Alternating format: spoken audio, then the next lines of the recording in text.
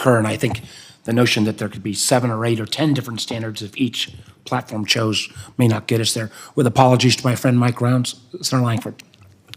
Well, thanks for apologizing to Mike Rounds that I'm going to be up next. I appreciate that. So, Bill, thanks for your testimony, and thanks for the research and the work that you've already done on this. Part of the challenge on whether it be watermarking or whatever it may be is that obviously there's open platforms there that are both Meta has produced and that also the Emiratis have produced. And obviously we don't have authority to be able to tell the Emiratis what they can actually produce for watermarking. So this becomes, or their text in that sense, so it becomes much more difficult in this process. You go back decades ago, we're researching how to build rockets and to be more effective both for space and for military use.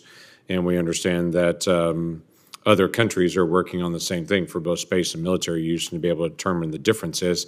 And so we try to set limitations for that. We're in a unique position now where the PRC is also very interested in partnering. And there are current research hubs in the PRC on OpenAI that Google and Microsoft both have at this point. The question is, how far does that go and what do we engage with? And at what point does that become facilitating someone who may be an economic adversary that we hope is never a military adversary, in that kind of partnership or that kind of research. So at Meta, as y'all are dealing with this and trying to be able to think through partnerships, whether it be cloud basing with Alibaba or whether it be actually partnerships with PRC entities for research in the area of AI, how should we approach that from the Intelligence Committee and as just a national security issue? Thank you, Senator. This is a question I think that Dr. Ding is much more expert at than I am. Meta does not operate in the PRC for 2 reasons. Because the regulations in the PRC about user privacy are incompatible with Meta's privacy principles, and also because the PRC basically wants to control what information circulates. So Meta does not operate in the PRC. Alibaba is a cloud partner, though, with Meta, aren't they? So Alibaba has installed Llama 2 and provides it as a service on its cloud services outside of the PRC, so I don't know. Okay. Dr. Ding, you want to be able to help us unravel this? Because this will be a larger policy issue that we've got to be able to resolve. Yeah, I think it goes back to our conversation about U.S. investment flows into Chinese AI companies. A similar story, a similar debate is happening around should U.S. multinational technology giants have R&D labs in China? If I were to rephrase your question, like Microsoft Research Asia in Beijing, which is... Or partnerships, or have PRC partnerships that are here in the United States, actually, and they do research together on it, knowing full well where that research goes. Yeah, I think my take is one of the senators earlier mentioned this idea of running faster. My take is the U.S. can adopt one of 2 approaches. One is this sort of Fortress America approach, where we're like, we can't let any technological secrets leak to China.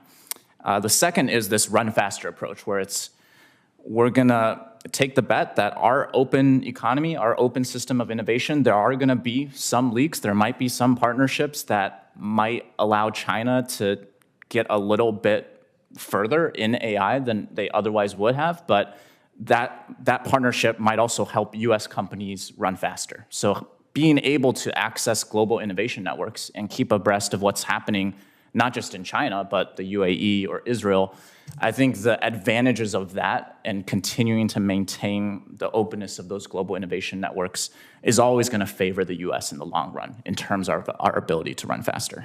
So you base it's going to always favor us in the long run based on what? I think there's a couple of historical examples in this space. We had similar debates about satellites. And previously, we had a lot of export controls on satellite technology.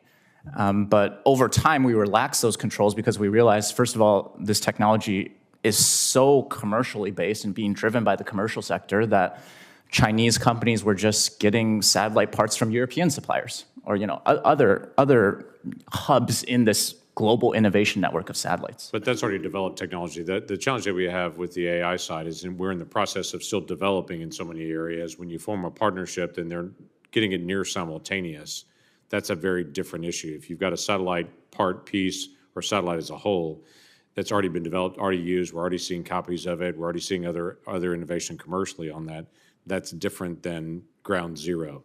If we're going to remain a competitive edge, having someone at the table that maybe then exporting that in real time out becomes a real challenge for us on the intel side of things and a relationship issue. It's the reason that we partner with Russia, with NASA on technology on the space station, but we're not going to partner with the Soviet Union in the earliest days of all of our work, because that's the innovation side of things. Now, while we're always innovating, it's trying to be able to protect what's first generation. Does that make sense?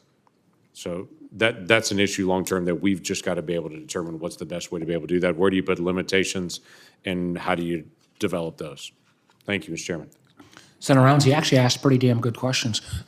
Senator Bennett. Thank you, Mr. Chairman. And I want to thank